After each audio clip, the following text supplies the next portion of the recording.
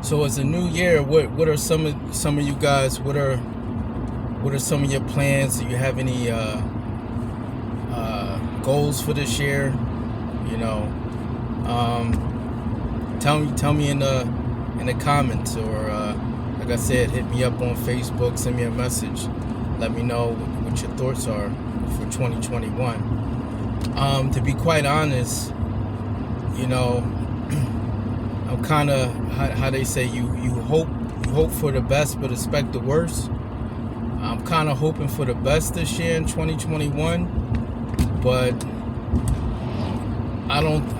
we already got stuff from 2020 that's rolling into 2021. You know, what can we say? What can we do? You know, this virus is, I guess, is stronger or whatever they saying. It's not as deadly as our new normal coronavirus, but that sounds kind of suspect to me.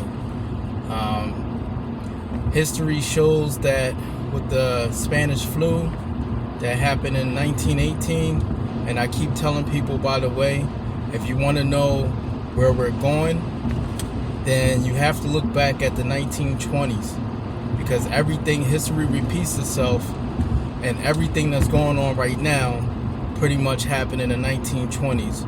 All the technology back then, the reason why we can plug our phone chargers into the wall, refrigerators, the reason why we can cool our food, so on and so on. It's so many different. The innovation of the car assembly line with Ford. You know, so if you compare that, we have Tesla now, self-driving vehicles, solar power, you know, so on and so on. There's so many different things that's new. The 5G, you know, telephones back in the 20s. There's so many different things that you could compare to 2020 to 1920, 100 years ago. It's not even funny. And like I just said, 100 years ago, that's not even, you know, it's not even that far away. It's like it's right there. You know, it's obviously I'm not 100 years. My great grandmother on my father's side, she passed away at 104. She was 104 years old when she passed away, and fortunately, I had the opportunity to visit her when I was young, and she told me and my family a bunch of different stories before she left, in which one of the stories was her mother and father. So my great grandparents were slaves. When my great grandmother was born, she was just coming out of, what she could recall, she was just coming out of slavery back then. And if I'm not mistaken, she was born in 1880, I believe. 1883, something like that. My great grandmother. But anyway, so if you look back at time, 100 years, like I said, from today, everything, it'll tell you where the future's going. So with the Spanish flu, it came around, and just like the corona, it came around, and then the summer it died down, and then that winter it came back even stronger. So it's not a surprise to me at all what's going on in the UK right now. I shouldn't be shocked by it, but you know, when they first announced that it was another strain of this virus, common sense, just like a lot of other countries, I think it was like 100 and something countries, cut their borders off almost immediately to the UK, but the US still was deciding if what they were going to do. It's like two things. Like, one is like, are they really trying to kill us? You know, is our government really trying to kill us? And the second one is like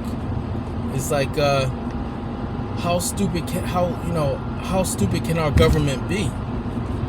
You know, this is just common sense. That's like your house, okay? That's like saying like one of your cousins caught some type of virus that is contagious, and you know that the people that live around your cousin is reckless or whatever, and they have no respect for this disease that's contagious, and like you still want to open the doors or leave your door wide open for them and their friends to come in your house. I mean, this is common sense. You know you can't come in right now, and you know, let me know when you shouldn't even want to be coming over here. But you know, what can you do? You know, what can you say? Some people are gonna do what they want to do. You know, but I mean, that's just common sense. You don't let nobody. You know, you just came from this area. You know, and in that particular area is people have something that's contagious that nobody really has full knowledge about. They're speculating and making hypotheses and all this type of stuff on how to cure it and how to get rid of it and how to not make it so contagious, and you still leave your door open. That doesn't even make sense. It's like, what is our government trying to do? I don't know. I'm just happy. If you're watching this, I'm happy for you as well as myself that we're still alive. Some of you might not believe in it. I talked to somebody yesterday. They said they don't believe the virus is real, and you know that but they told me that they still take precaution. I can respect that to a certain degree. You know, I can respect that. You don't really believe that the virus is real, but you still take a precaution. I can respect that. You know, what I can't really respect is if you don't believe that the virus is real and you're still doing things to basically spread it, because you're doing things on purpose. You're doing things on purpose that is like it's taking if you don't care about your own life, that's fine. You know, but don't. It's like if I'm going, I'm taking you with me type of mentality. If I'm gonna die, you wanna die too. Like, what type of stuff is that? You know, what type of stuff is that? Regardless if you believe it in or not. Regardless if you believe in it or not, still try to have that respect. There's so many people fighting and dying just because of not wearing a mask and you know all kinds of disrespectful stuff. It's disrespectful. It's plain old disrespectful. If you don't want to wear a mask, fine. But if you're gonna go out somewhere where you know it's gonna be other people, have some respect for those people. Have respect for those people. I hate wearing a mask. When I wear a mask, I can't breathe. You know, especially if I'm wearing a mask for long periods of time. You know, I can't breathe. I don't like wearing that mask, but I'm gonna wear it every single time. Do I believe in it? I don't know. I believe, I believe. My theory on this is my belief is they messed around and killed that guy over there in Iran. And the guy basically told America he was going to get payback. Now, if I'm being crafty and I know about this, let's go a little bit before that. Because real quick, they killed the general over there, then they killed the scientists, now we got this other strain. But let's go back a little bit more. Before any of this stuff, I already was think my fear was a biological or chemical warfare. That was one of my fears. And the second one that I think is going to happen eventually is these robots. I was just watching a video yesterday from Boston Dynamics. If you're familiar, you need to check them out if you're not. But just watching a video from Boston Dynamics yesterday, and on that video,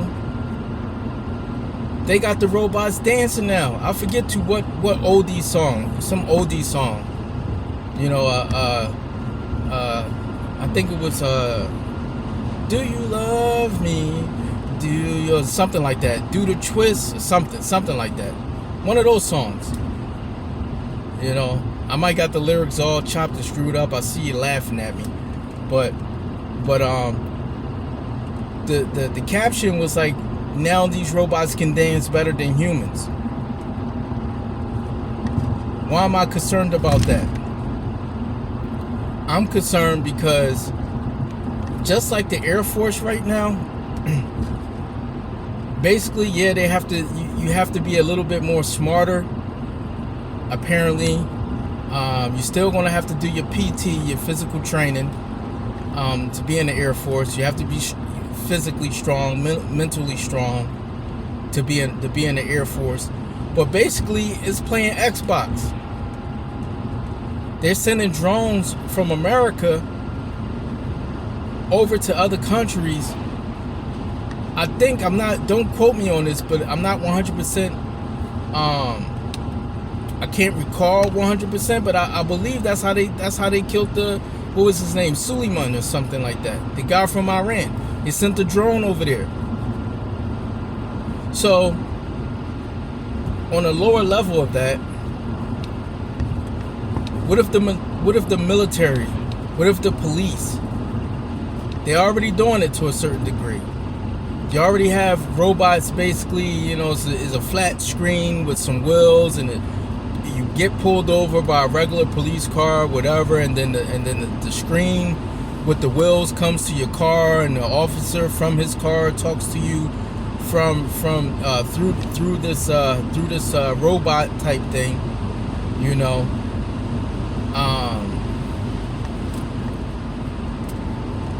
That's my concern. Really, my suggestion for this year is really get yourself in shape. You can follow me because that's what I'm going to do. Physically, mentally, and spiritually. And I don't mean just if you necessarily believe in, Jesus or Allah or Buddha or whoever. I don't mean just that. I mean get your spiritual self strong. Because if you have children also or grandchildren, you're gonna have to, I'm sorry to say, you're going to have to train them to fight against things that aren't human.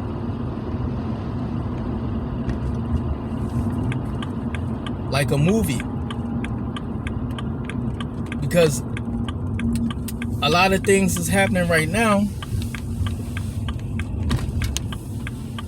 It's happening just like if you go back and you watch these old movies. We're living that right now. People were saying for years, oh, but the Jetsons, right? Oh, well, I can't wait for flying cars. Uber's getting ready to release. Sorry about that. Uber's getting ready to release. A little bit faster. The drones, the sky drones, Air Uber. Okay, so Air Uber, sorry for the noise, I'm on the highway now. Air Uber is going to be one passenger drones. one passenger drones that you get in the back or whatever, and instead of you catching a regular Uber, so if your ride takes about 40 minutes, you're going to get in the air Uber, and that same ride that might have took you 40 minutes, you're going to get there in 5 minutes. For an example, you're going to go to a rooftop or wherever they have these pads that you can catch these Uber Airs. So what is that? It's a flying taxi. They're here. I've been watching them for at least 2 years now. I'm trying to save my pennies up. If you have a lot of pennies saved up, message me, because I want to invest. It's the future. I think there's somewhere, the last time I checked, I think they were somewhere like 120, something like that. 120. I think it's actually a little less, but I'm gonna leave the number there. I believe that's where they're at, somewhere around there, like 120.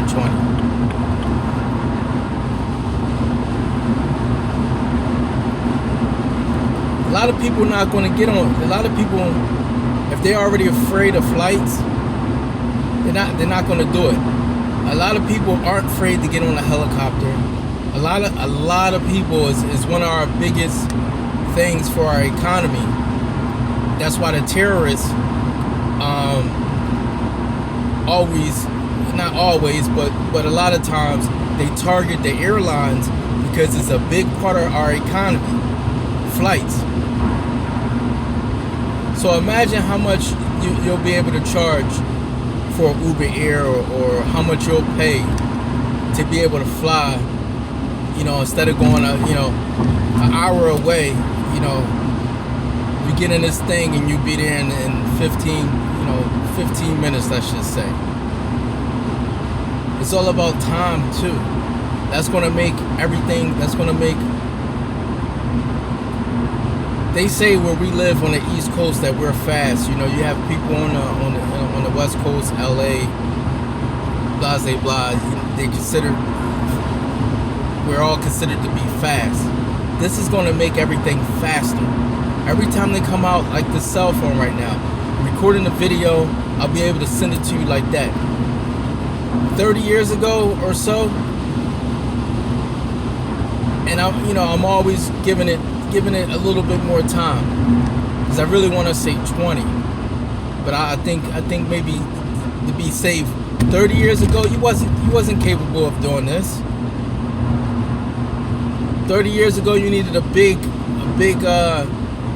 thing to have this type of quality.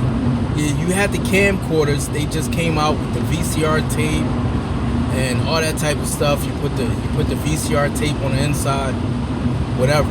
But 30 years ago, you wasn't allowed to have so much power in the palm of your hands.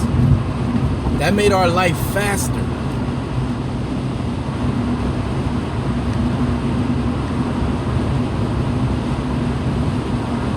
It made our life faster. And very soon they're talking about we're not even going to have these cell phones. The next thing that they're talking about is the glasses. So pretty much, I guess you'll,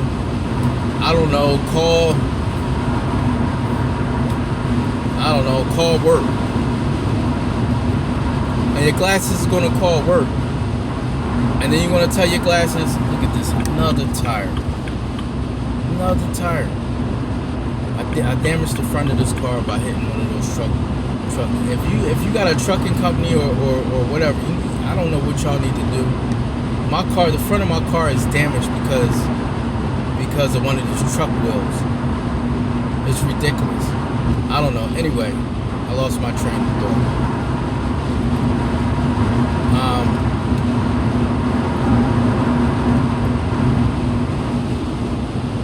all this technology. Oh, you'll be able to tell your glasses or whatever where you want to go. You'll look through your glasses. Your GPS will be inside your glasses using AR technology, AR and VR technology, because you'll be able to look around and the things is going to point you in the right direction to where you need to go. Your glasses.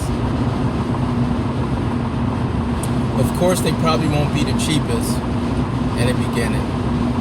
It's just like everything else.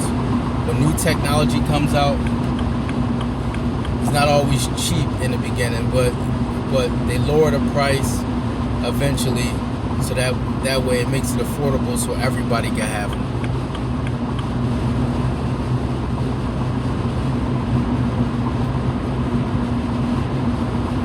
Alright, I guess I'll stop rambling on. Again, I'm happy for this new year. You know, you're going to start seeing more personal content, original content. So everything that you see me do is not like, you know, sometimes I take little clips from songs, but for the most part, I always try to promote my own music that I put behind the videos and everything. But it's definitely going to be more of that this year. Peace and blessings. I hope everybody makes it over to this new year. Don't drink and drive. All that good stuff you've been hearing. You know, have a very happy New Year's, and God bless.